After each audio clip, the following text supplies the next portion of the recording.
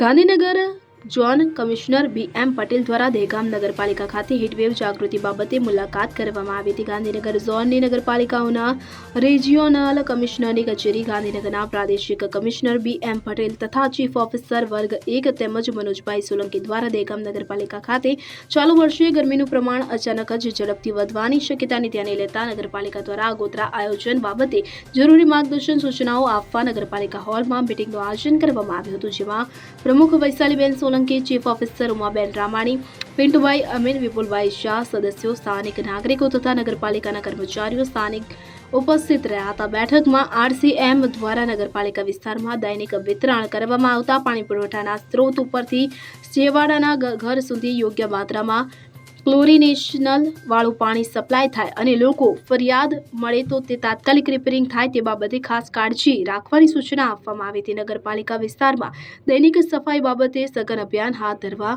તથા ખાદ્ય ચીજવસ્તુના વેચાણ અને ઉત્પાદન સ્થળની સરપ્રાઇઝ ચકાસણી કરવા જણાવવામાં આવ્યું હતું તથા આગની આકસ્મિક ઘટના બને તો તેને પહોંચી વળવા માટે ફાયર શાખાને તૈયાર રહેવા પણ જણાવવામાં આવ્યું હતું. વધુમાં નગરપાલિકા વિસ્તારમાં ચાલતા બાંધકામની સાઇટ પર હીટવેવ સામે સુરક્ષાના પગલાં લેવા બાબતે સરકારની વખતની માર્ગદર્શક સૂચનાઓના અમલીકરણ બાબતે તાકીદ કરવામાં આવી હતી.